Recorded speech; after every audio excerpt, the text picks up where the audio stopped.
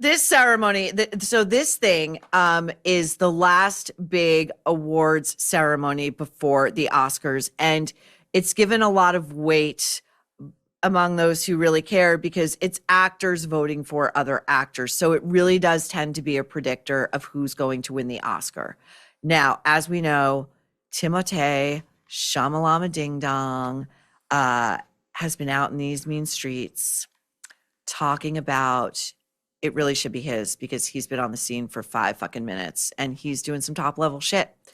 Now he lost last night. He was seated front and center where they place the winners so they can get to the stage most expeditiously, but no.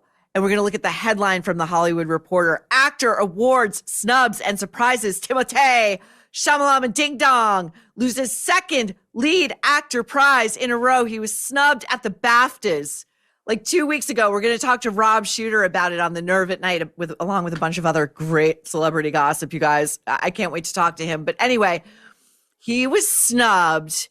And, this whole award season, like all the messaging has been like, well, they're going to give it to this kid. Like he's just gagging for it. So like, just give it to him and No. And not only did they give it to Michael B. Jordan for playing twins in Sinners. Sinners is not a great movie. I'm just going to say it's not. I really I couldn't sit through it. It bored me to tears. And spoiler alert, if you haven't seen it, what can I say? Shut your ears. It's just a vampire movie. That's it. It's a vampire movie. You would think it was like a work of art, It's not. But anyway, Michael B. Jordan won, and he got a standing ovation, which was the crowd's way of saying, fuck you, Timmy C. We're sick of your shit. Now, I know that Hollywood watches the Nerve because I hear things. I do hear things. And I do think the writer's room for this latest iteration of the SAG Awards, whoever renamed it the Actor Awards, bad idea. They did a bit that I think they would have thought the Nerve would do.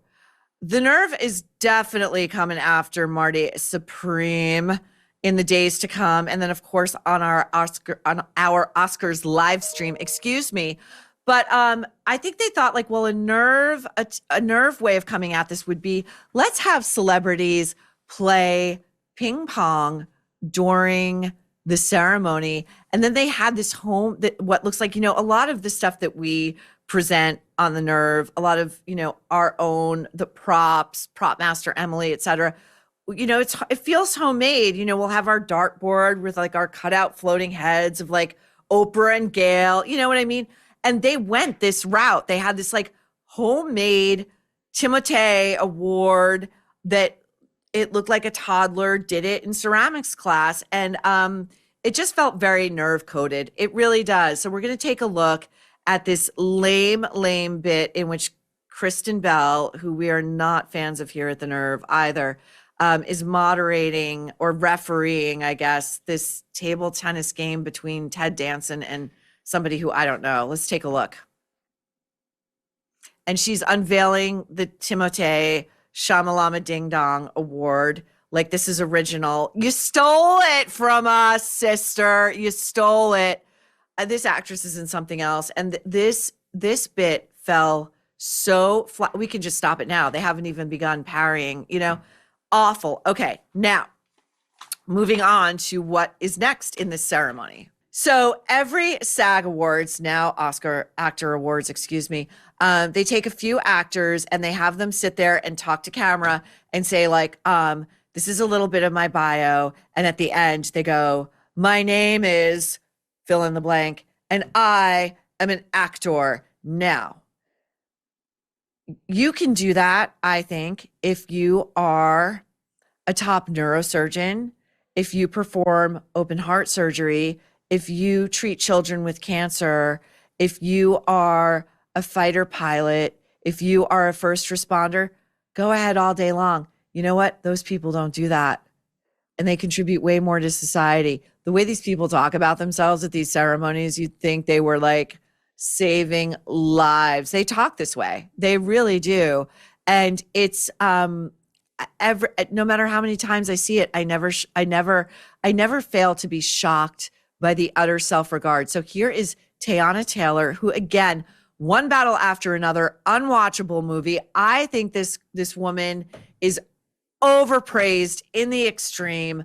And she's going to do her little bit about, I am an actor. And we're going to hear some really tired rehashing of the Titanic controversy that is, 30 years old at this point?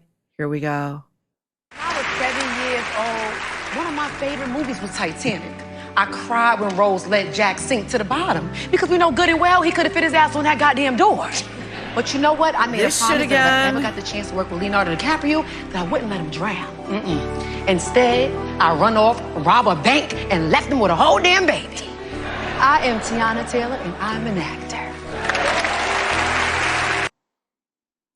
Hollywood does this every year. They do this every year. I'm just going to say it because this is what they do. They find a heretofore undiscovered Black actress, and, they like it. They like a little bit of sass. Ask Monique, who did the award circuit for Precious, and then these people disappear. They kind of like Hollywood. Hollywood uses them and they serve a purpose for Hollywood, and then they disappear. And maybe that's why Teyana Taylor is wearing a gown that looks like somebody spray painted her breasts with her 4-year-old daughter next to her. A note about the red carpet. One of the interviewers on the red carpet was Paige DeSorbo, late of Summer House and Southern Charm, otherwise known as Bravo stardom.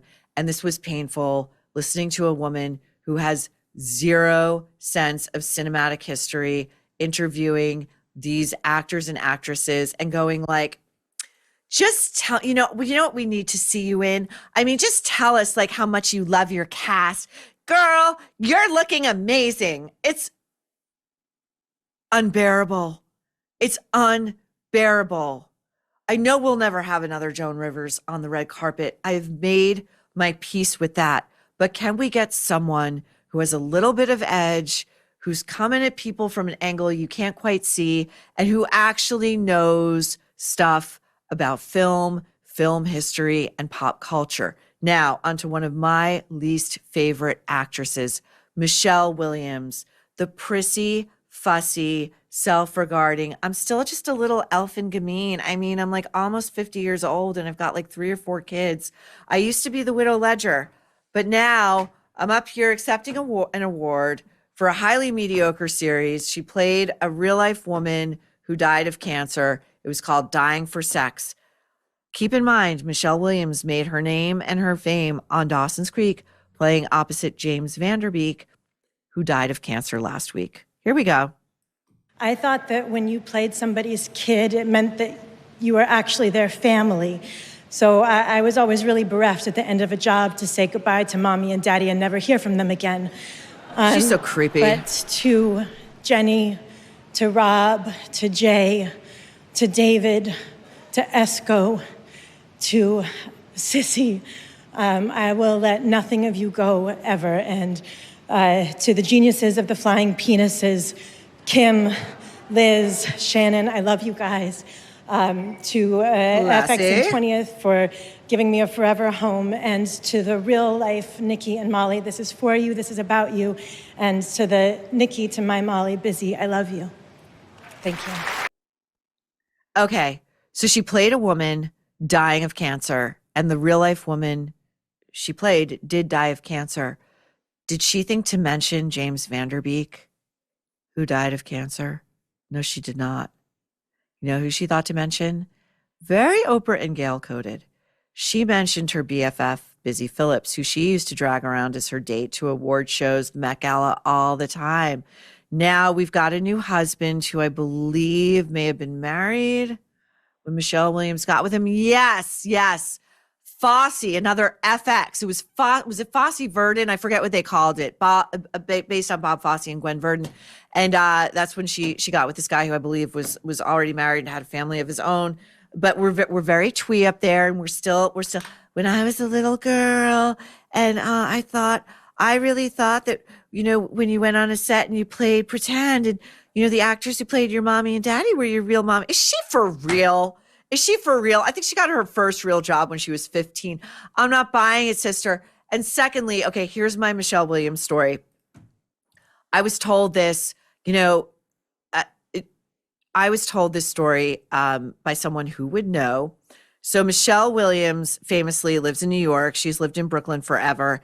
And she had hair and makeup people at her house for some big event. And the hairstylist got through doing her and the makeup person got through doing her. That can take hours, depending on where you're going, the look you're going for. Are these people familiar with you, your hair, your skin, whatever? So she let them go through all of that laborious, painstaking work. And then she turned to them, according to a friend of mine, and said to them, do you really think this looks good? Do you really think I should be leaving the fucking house looking like this? She reportedly, allegedly, not a pleasant person. Not a pleasant person. You know who a pleasant person is? By all accounts, Kerry Russell. Extremely loyal to her hair and makeup team, almost to a fault. People love her. Apparently, very, very nice. And she won. She won last night for The Diplomat, which was a surprise because she's like in that cohort of like New York actresses, like Rose Byrne is another. Like they do really good work and they're interesting and they always show up on the red carpet like with real fashion, not like this bullshit Hollywood glamour. Like they have a little edge, a little urbanity to them, but they don't really play the game too hard. Like you don't really see Kerry Russell like gagging for awards the way like a Timothée does, just salivating. It's just like dripping. You know what I mean? Okay, anyway, 2 more quick speeches because they have got to be addressed. These are offenders. Jessie Buckley, who is going to win the Best Actress Oscar for Hamnet. And you know why? It's a movie about Shakespeare and it's got a child's death. That's it. You're going to win an Oscar. She has been given the treatment by the mainstream media as, oh, she's just this humble girl who pretty much came out of nowhere, who is an otherworldly talent, absolutely deserves this award. And, she seems to have her head on straight. Okay, listen to this speech and tell me if you can spot the monster within. Here we go. I want to take a minute to see all these incredible, inspiring faces and souls in front of me.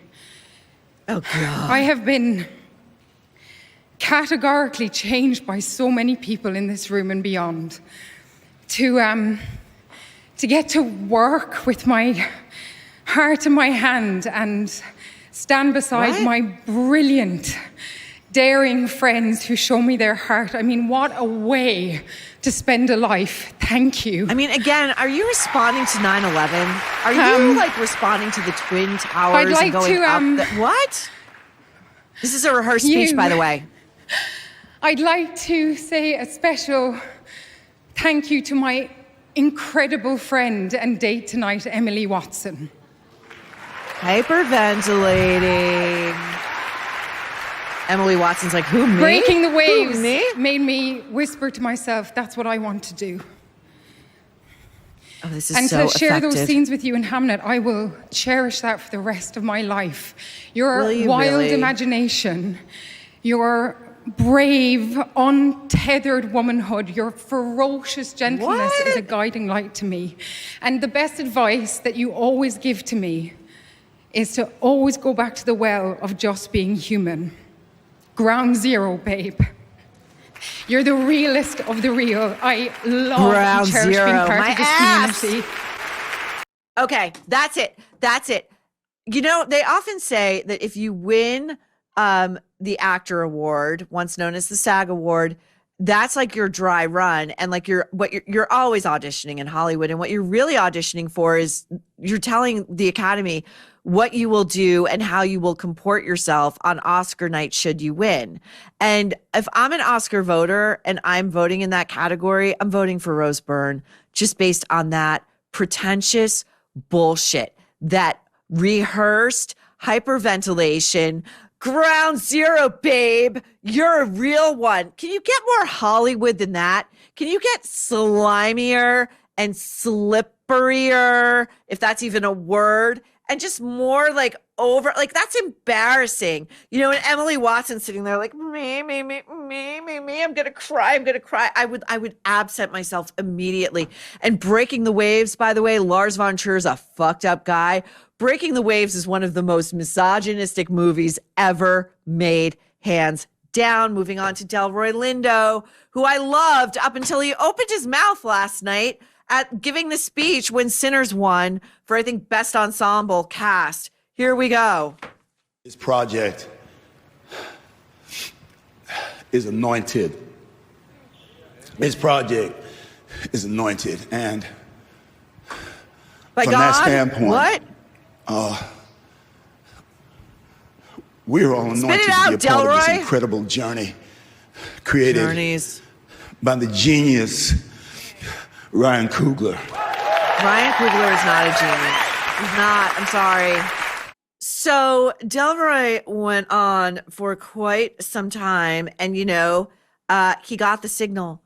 Wrap it the fuck up, dude. Okay, we're tired. We're bored. You're boring us.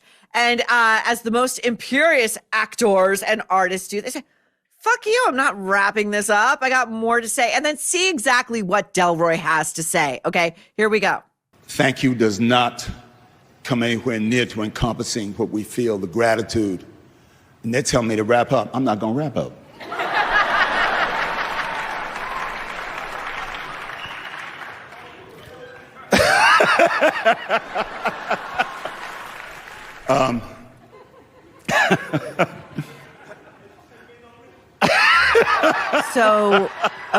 So Delroy, so this just becomes this whole masturbatory exercise, and I'm on a stage, I won an award, my inner child should be fulfilled, it somehow is not, and I'm now being told to wrap it up because I'm boring everybody to tears, but I'm not going to wrap it up because this moment is a defining moment of my life.